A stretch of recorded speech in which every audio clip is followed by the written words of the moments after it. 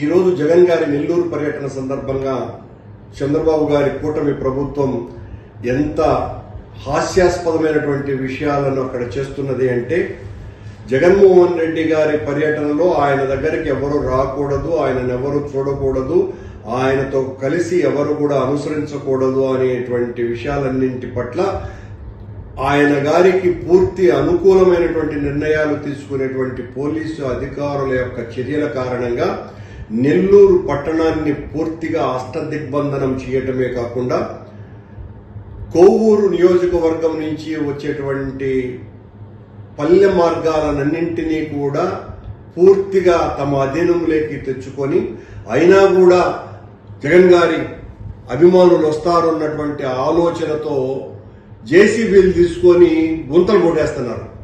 ఈ గుంతలు కూడా ఆ రోజు చంద్రబాబు నాయుడు గారు 1999-2004 మధ్యన ఆయన పరిపాలించినటువంటి కాలంలో ఇంకుడు గుంతలు తవ్వినట్టుగా పోలీసు వాళ్ళు ఈ కొవ్వూరు నియోజకవర్గంలో అనేక చోట్ల ఆ రహదారులలో ఎవరు కూడా రాకుండా ఇంకుడు గుంతలు లాగా ఆ జేసీబీలతో కొట్టేస్తున్నారు.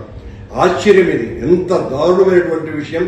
రోడ్లను వేయాల్సినటువంటి వాళ్లే రోడ్లు లేకుండా చేయటం. ఆ మార్గంలో కేవలం రాజశేఖర రెడ్డి గారు, జగన్మోహన్ రెడ్డి గారి అభిమానులు మాత్రమే వస్తారా?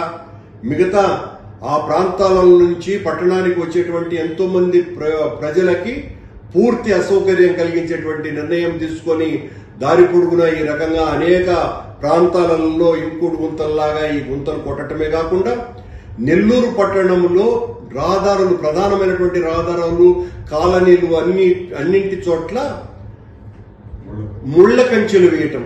ముళ్ల కంచెలు వేసి ఎవరు కూడా దాన్ని దాటి జగన్మోహన్ రెడ్డి గారిని చూడడానికి వచ్చేదానికి అవకాశం లేకుండా ఈ తతంగం అంతా ఈ రోజు నెల్లూరు పట్టణ పరిసర ప్రాంతాలన్నింటినీ చూస్తే చాలా మంచి హాస్య నాటకం పోలీసు వాళ్ల చేత చంద్రబాబు గారు వేయిస్తున్నట్టుగా అనిపిస్తుంది.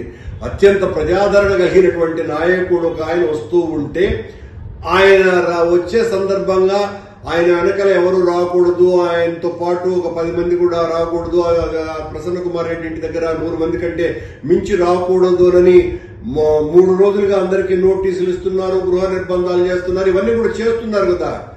ఇవన్నీ చేసి కూడా ఏడొస్తారో అనేటువంటి ఇంత భయం ప్రభుత్వానికి ఉంటే ఎంత ఆశ్చర్యంగా ఉందో చూడండి. అంటే జగన్మోహన్ రెడ్డి అనేటువంటి వ్యక్తి మీరు ఎన్ని నిర్బంధాలు, ఎన్ని దిగ్బంధనాలు, ఏ రకమైనటువంటి ఒత్తిళ్లు చేసినా అవన్నింటినీ పటాపంచలు చేస్తూ ఆయన్ను అభిమానించేటువంటి జనసందోహం ఉప్పెనలాగా, సునామీలాగా జగన్మోహన్ రెడ్డి గారికి వస్తారు అని ఆచరణలో మొన్న బంగారుపాళ్యం పర్యటనలో నిరూపితమైంది. ఆ రోజున అక్కడ ఒక డిఐజీ, 3 జిల్లాల ఎస్పీలు, 9 మంది ఏఎస్పీలు, 27 మంది డిఎస్పీలు, దాదాపు 2000 మంది పోలీసు సిబ్బంది, వీళ్ళందరూ కూడా దారులన్నింటినీ కూడా అటకాయించి, జగన్మోహన్ రెడ్డికి రక్షణ కాదు సుమా, జగన్మోహన్ రెడ్డి పర్యటనలో ఎవరు పాల్గొకూడదని అందరినీ బెదిరించినా కూడా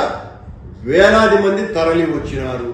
ఈ రోజున నెల్లూరులో గుంతలు కొట్టినా, లేకపోతే నెల్లూరులో ముళ్ల కంచెలు వేసినా, అందరినీ లాఠీలతో తన్నించినా జగన్మోహన్ రెడ్డి గారి పర్యటన విజయవంతం కాకుండా ఆపటం అన్నది ఎవ్వరి శక్యము కాదు.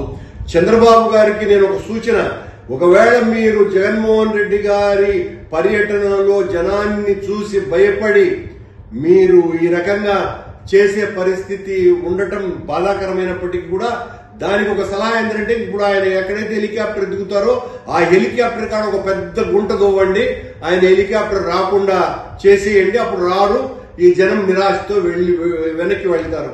ఇంకా అది తప్ప జగన్మోహన్ రెడ్డి గారి హెలికాప్టర్ అక్కడ ఆగిందా, ఆ జనం కోసమనే ఉన్నటువంటి జగన్ను చూడకుండా ఆపటం అన్నది ఎవ్వరి తరము కాదు అన్నటువంటి విషయాన్ని గుర్తు చేస్తున్నారు.